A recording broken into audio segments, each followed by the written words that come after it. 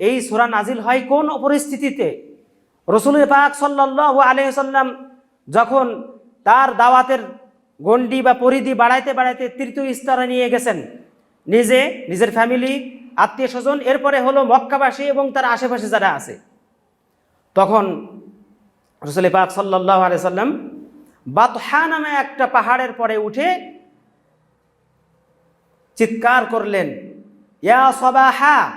এই শব্দটা বলার সাথে সাথে সবাই একসাথে চলে আসলো।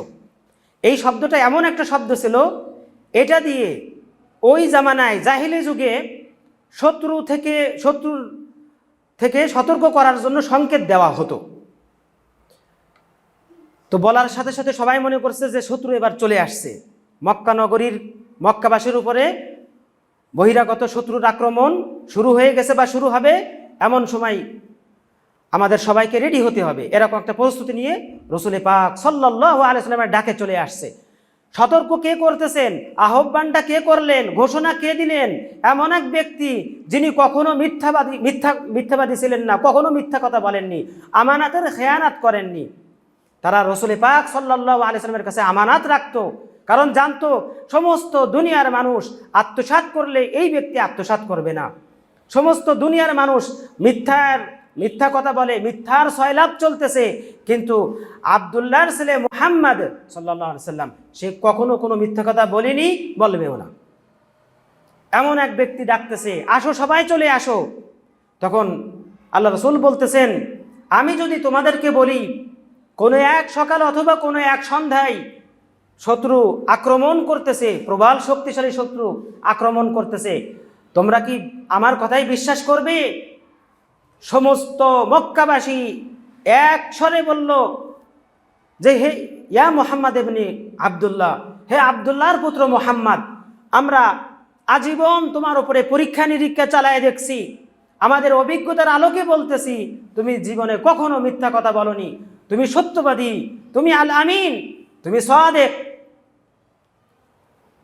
তোমার কথা বিশ্বাস করব, বলো কি খবর?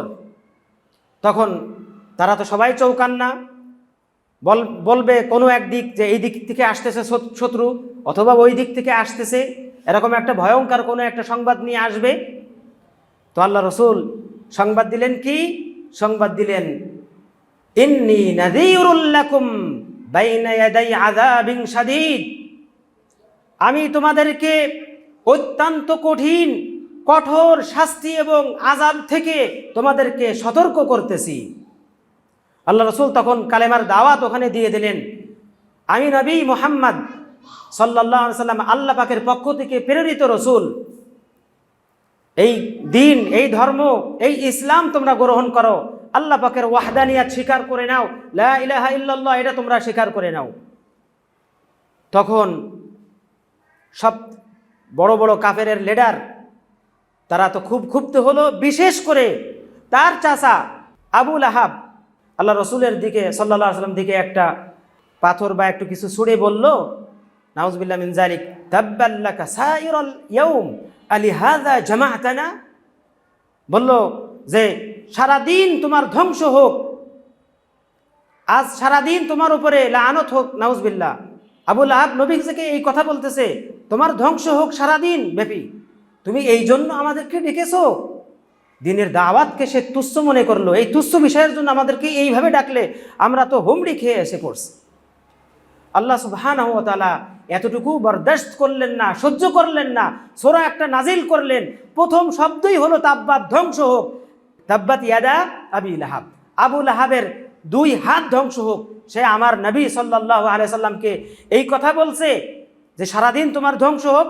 আর এই তাব্বাত ইয়াদা আবি লাহাব ধ্বংস শুধু অভিশাপ শুধু আজকের দিনের নয়, আল্লাহ পাকের পক্ষ থেকে ধ্বংসের অভিশাপ বা বদদুয়া এটা অনন্ত অনাদিকাল পর্যন্ত আল্লাহ পাকের কোরআন বাকি থাকবে, একটা হরফও বিকৃত হবে না, যতদিন আমরা বেঁচে থাকব, যতদিন দুনিয়ায় মুমিন থাকবে এই কালামে পাক পড়তে থাকবে।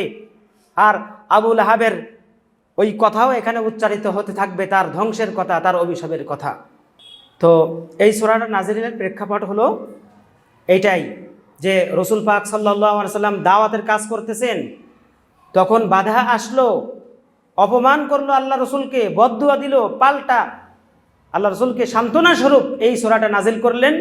তো এই সূরাটা ডাইরেক্ট আবুল আহাব সে জাহান্নামে প্রবেশ করবে, তার কপালে ঈমান জুটবে না, ঈমান নসিব হবে না, এটার এক ভবিষ্যৎবাণী হিসেবে এই সূরা নাজিল হয়েছে।